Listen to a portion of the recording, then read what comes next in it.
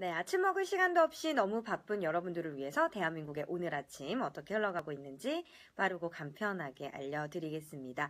안녕하세요. 오소은의 포스트잇 라이브 아나운서 오소은입니다. 반갑습니다. 3월 29일 목요일입니다. 오늘의 주요 이슈 시작해 보도록 하겠습니다. 네, 첫 번째 소식입니다. 자, 미세먼지가 좀 거치나 싶었는데 오늘 또다시 공기질이 나빠진다고 합니다. 중국발 스모그의 영향으로요, 수도권은 공기가 종일 탁하다고 합니다. 자, 여기에 봄철 불청객이죠. 황사도 영향을 줄 것으로 보이는 상황인데요. 자, 황사, 미세먼지 계속해서 나오고 있는 단어인데 어떤 차이점이 있는지 좀 궁금해하실 것 같아서 제가 준비를 해봤습니다. 네, 황사는요, 흙, 먼지입니다. 그러니까 자연 현상에서 나타나는 것이 바로 황사고요. 미세먼지는 오염물질이에요. 그러니까 인위적인 오염물질인데 미세먼지가 좀 더 안 좋다고 해요. 왜냐하면 인위적으로 이렇게 공장의 매연이라든지 그런 이렇게 우리 일상생활에서 나오는 안 좋은 그런 물질들이 합해져서 나오는 거기 때문에 미세먼지가 더 안 좋은데요. 이 몸에 해로운 화학 물질이기 때문에 인체의 다양한 질환을 야기할 수 있습니다. 그러니까 암까지 유발할 수 있다라고 얘기를 하잖아요. 자, 평소 호흡기가 약하신 분들이라면요, 미세먼지로 인한 피해를 최소화하는 습관을 길러야 하겠습니다. 한국산업안전보건공단 공식 블로그에 따르면요, 황사의 경우는 천식이나 알레르기, 또 비염 등의 각종 호흡기 질환을 악화시키기 때문에 황사가 심할 때는 될 수 있으면 외출을 하지 말아라, 이렇게 얘기를 하고 있습니다. 하지만 어떻게 외출을 안 하고 살겠습니까? 만약 부득이하게 외출을 할 상황이 생기면 식약처에서 허가를 받은 황사 마스크를 꼭 착용해야 한다고 합니다. 또 신체 노출 부위를 최소화할 수 있는 긴 소매나 긴 바지 등을 입는 것이 좋고요. 야외 활동을 마치고 귀가를 하게 되면 반드시 몸을 깨끗이 씻어야 합니다.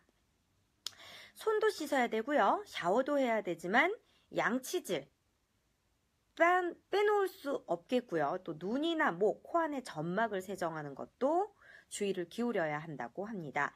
자, 특히 요즘 들어서 눈이 조금 따갑다 이렇게 느끼시는 분들 계실 거예요. 이물감이 느껴진다거나. 저도 요즘 들어서 아침에 눈곱이 좀 상당히 많이 끼던데, 자, 이 경우 우리가 손으로 눈을 막 비비잖아요. 이러면 절대 안 돼요. 또 어떤 분들은 소금물로 이렇게 눈을 헹구려고 하시는 분들이 있어요. 코도 그렇고. 근데 이제 눈의 경우는 인공 눈물을 꼭 활용하라고 합니다. 자, 실내에서 될 수 있으면 문을 꼭 닫아야 하고요. 환기하지 말라는 말이에요. 만약에 환기를 하게 됐다 하면 걸레질을 조금 한 번 정도 해주면 좋다고 합니다. 자, 실내에서는 공기청정기나 가습기, 젖은 수건 등을 이용해서 실내 환경을 관리하면 좋다고 합니다. 참고하시면 좋을 것 같네요. 오늘 황사가 오기는 하지만 보통입니다. 그래도 마스크는 꼭 착용하시길 바래요.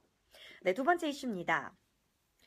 추적 60분에서 어제 방송이 됐습니다. 8년 만에 천안함의 의혹을 다뤘습니다. 굉장히 화제인데, 자, 천안함 피격 사건 직후 백령도 앞바다를 수색했던 권영대 해군 대령의 책 내용에 관심이 좀 집중되고 있는 상황입니다.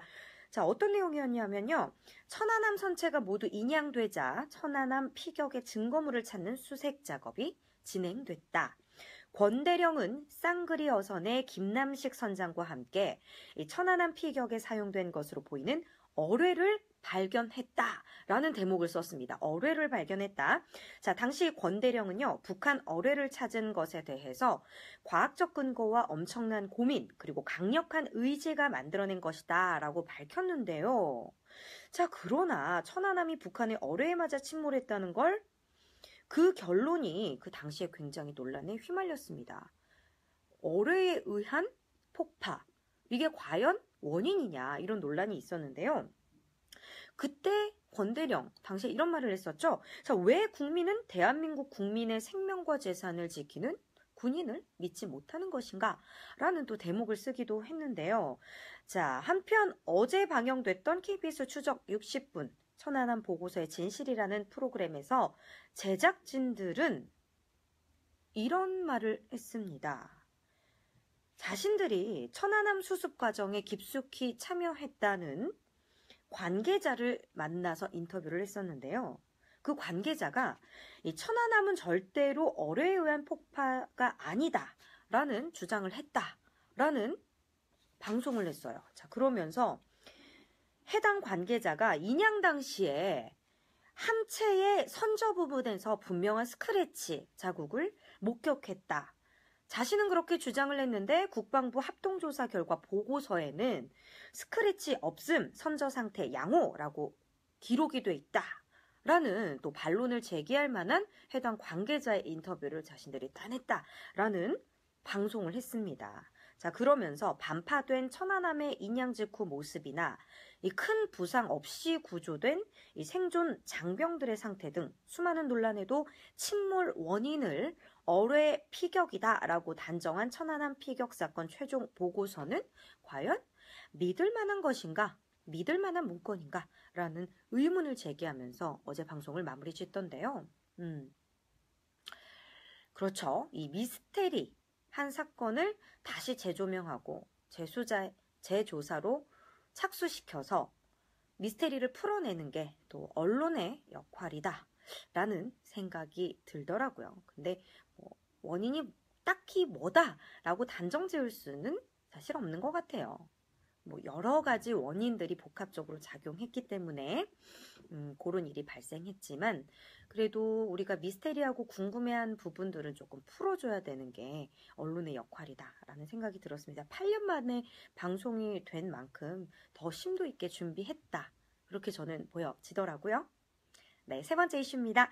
안희정 전 충남도지사에게 청구됐던 구속영장이 기각이 됐습니다.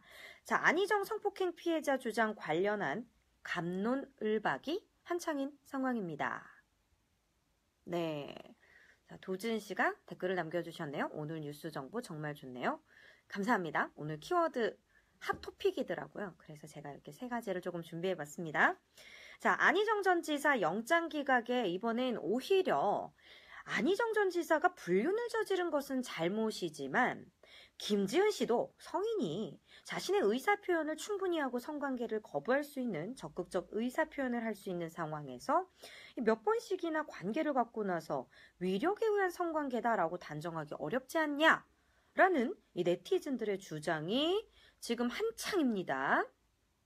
자, 김지은 씨도 안희정 씨를 좋아하거나 이용한 측면이 있었다는 관측에 조금 무게가 실리는 주장들이 나오고 있습니다. 자, 어쨌든 안희정 전 지사에 대해 검찰이 청구한 구속영장이 기각이 되면서요. 안희정 전 지사 사건은 법정에서 다툼의 여지가 있어 보인다고 나오고 있습니다. 트위터리안들의 댓글들을 조금 살펴봤습니다. 이번 안희정 씨의 기각에 대한 어떤 입장들이 오고 가는지 살짝 읊어드리자면 안희정, 그의 혐의는 100번 1000번 비난받아 마땅하다. 하지만 죄지은 자의 자세에 대해 잘 보여줬다. 판사의 마음까지 돌려놓은 죄지은 자의 낮은 자세, 앞서 구속된 MB와 참 비교된다 라고 평가한 분도 있었고요. 또 다른 분은 안희정 구속영장 기각. 왜? 위력행사 가늠, 입증 안 돼. 라는 글도 있었고요. 내가 생각하는 피해자는 안희정 씨의 부인이다. 오히려 가해자는 불륜을 저지른 남녀가 아닐까? 물론 여성 쪽은 피해를 주장하고 있지만 아직까지는 한쪽의 일방적 주장일 뿐이라는 또 판단을 댓글로 남겨주신 분도 있었습니다. 여러분들은 어떻게 생각하시나요? 어쨌든 지금 수사가 계속 진행 중이기 때문에 제 개인적인 소견을 말씀드리는 것도 조금 그럴 것 같은데 살짝 말씀을 드리자면 수사의 결론이 답이라고 생각이 되고요. 그 결론이 나게 되면 여차여차 다양한 말들이 또 많겠지만 그 결론을 겸허히 받아들이고 이렇게 판결이 났구나라고 또 수용하는 게 저희 언론이 또 여러분들 우리 국민들의 역할이 아닌가라는 생각이 저는 듭니다. 네, 오늘의 이슈 여기까지고요. 저는 또 내일 아침에 실시간 핫토픽으로 여러분들을 찾아뵙도록 하겠습니다. 오늘도 좋은 하루 되시고요. 황사 마스크 꼭 착용하시고요. 또 임산부이신 분들은 외출 삼가해 주시길 바랍니다. 내일 다시 찾아뵐게요.